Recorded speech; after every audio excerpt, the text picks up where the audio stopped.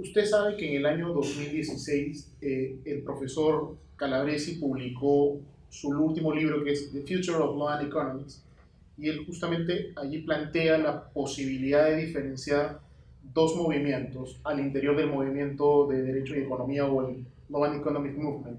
Él sostiene que puede sostenerse por un lado la posibilidad de que exista un Law and Economics con ciertas peculiaridades y un segundo movimiento que es Economic Analysis of Law, que básicamente estaría diferenciado, que el primero lo desarrollan autores como Coase o como el propio Calabresi, y en el caso de Economic Analysis of Law lo haría Posner o lo haría Becker. No sé qué opinión tiene usted sobre el particular o si cree que hay una posibilidad de hacer esa diferencia. Well, I think basically that law and economics is a broad discipline. It is not narrow. Of course, one can say that much of law and economics is just the use of microeconomics and microeconomic methods for analyzing legal norms. But of course, we are also interested in better understanding not only under what condition a legal norm, let's say, is efficient or fulfills its policy targets, also different from efficiency, but we are also interested in the conditions under which efficient norms come into existence, or what are the causes that countries do not develop towards efficiency and or let's say towards a good economic development. So we are also much interested in the conditions which might lead to economic development or might hamper economic development. So it is therefore, as Calabresi rightfully said, it's a broader, it has a broader perspective.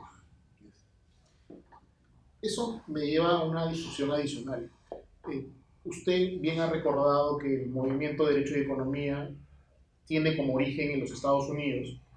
Sin embargo, si bien es los Estados Unidos el lugar donde incluso más se ha desarrollado, donde tiene la mayor cantidad de especialistas, no es menos cierto que en Europa existe también una serie de especialistas, entre los cuales está incluso usted mismo.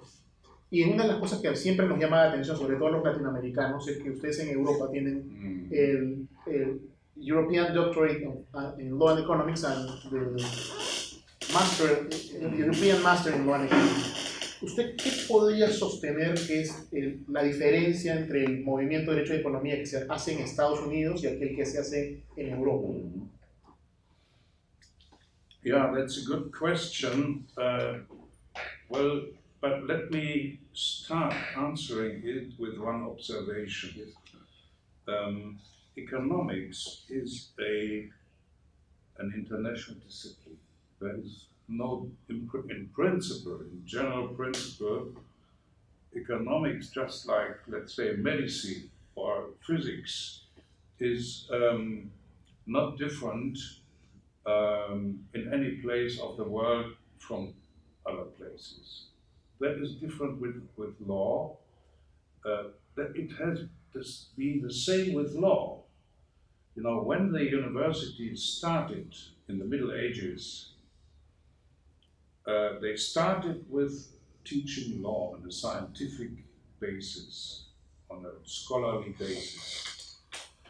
And in all universities in Europe, whether you studied in London or in Paris or in Heidelberg or Bologna, the curriculum was basically the same.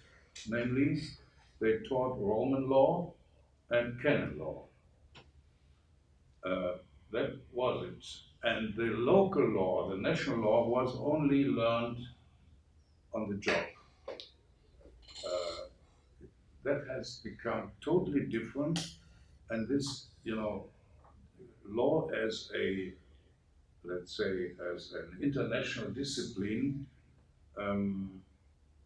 ceased to exist with the area of codifications.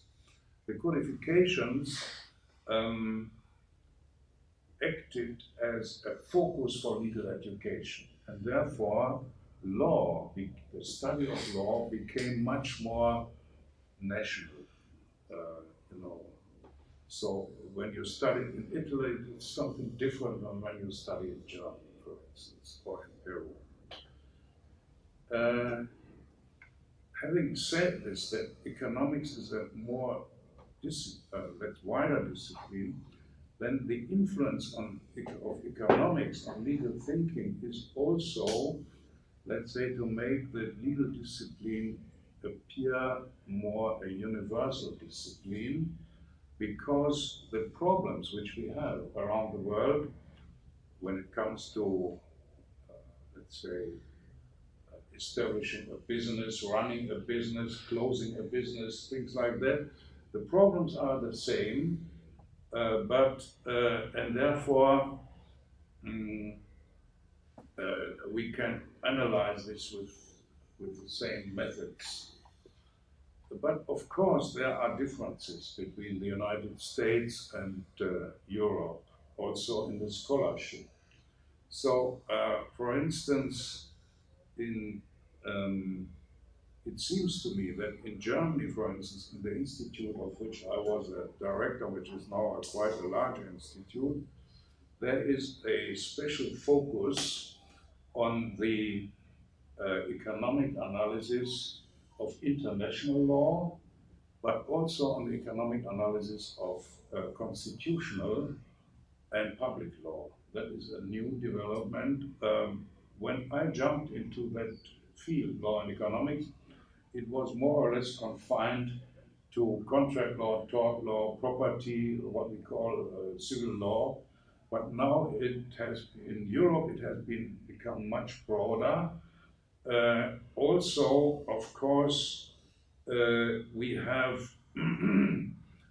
important developments going on, let's say, in the European Union law and so on. And we have many doctoral theses focused on these problems, which of course, where the United States have different focus. But let me sum this up. Law and economics brings the legal disciplines closer together. But still there are remarkable differences in the research agendas, as far as I can see it.